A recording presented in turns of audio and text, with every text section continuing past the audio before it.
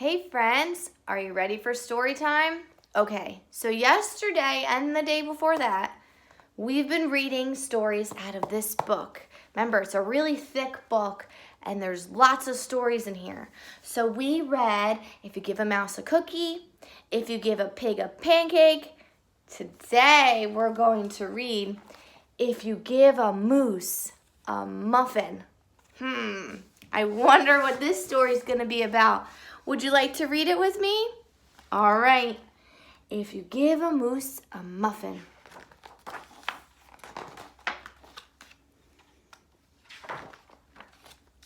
If you give a moose a muffin, there's a little muffin. He's throwing it to the moose. He'll want some jam to go with it. So you'll bring out some of your mother's homemade blackberry jam.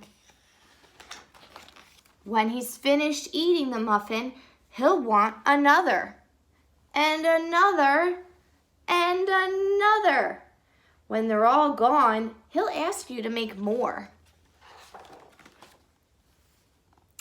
You'll have to go to the store to get some muffin mix. He'll want to go with you. When he opens the door and feels how chilly it is, he'll ask to borrow a sweater. When he puts the sweater on, he'll notice one of the buttons is loose. He'll ask for a needle and a thread. He'll start sewing. The button will remind him of the puppet his grandmother used to make. So he'll ask for some old socks. He'll make sock puppets. When they're done, he'll want to put on a puppet show.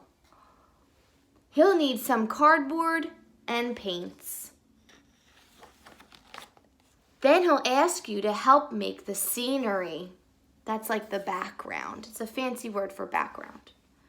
Wow, so they're painting and gluing. Oh boy.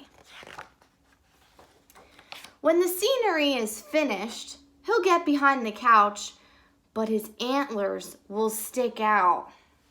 So he'll ask for something to cover them up. You'll bring him a sheet from your bed. When he sees the sheet, he'll remember he wants to be a ghost for Halloween. He'll try it on and he'll shout, "Oh, boo!" It'll scare him so much he'll knock over the paints. Oh no. So he'll use the sheet to clean up the mess. Then he'll ask for some soap to wash it out.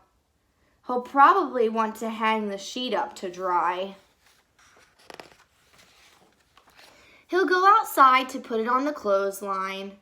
When he's out in the yard, he'll see your mother's blackberry bushes. Seeing the blackberries will remind him of your jam. He'll probably ask you for some. And chances are, if you give him the jam, he'll want a muffin to go with it. The end. I love these stories. Aren't they super fun? So, the beginning of the story, what did the little boy give the moose? Let's look. Here's our first page. He's throwing it out the window. What is that little thing? It's a muffin. And he gives the muffin to the moose. So that's how the story starts. That's the beginning of the story. Do you remember some of the parts in the middle of the story? What happened in the middle of the story? What are some things that he did or maybe he ate? Because remember, he ate all of the muffins and he wanted more. He wanted to go to the store to buy more muffin mix. And then he was cold, so he asked for a sweater. But one of the buttons was loose, so he wanted to sew to fix it. Then he wanted to do a puppet show. Look, now they're making the scenery, which was that fancy word for the background. So they're gluing and painting. Look how pretty it turned out. They made a big mess. And so he needs to wash the sheet and hang it outside to dry, right? It's almost like he's doing some laundry. And then he notices the blackberry bush, and that reminds him of the jam. And the jam is what he put on his muffin. So when he starts eating the jam, it reminds him of the muffin, and then he wants the muffin to go with it.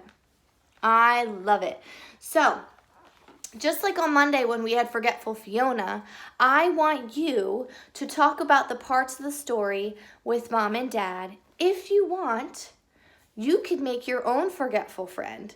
I'm sure you have some stuffed animals in your house, right? And I'm sure they're friends with Forgetful Fiona and Forgetful Fred, who's in our classroom. So if you want, you could play with a stuffed animal, pretend that they're forgetting the parts of the story, and you can remind them what happens in the story. Okay? All right, friends. Have lots of fun and have a great day. Bye.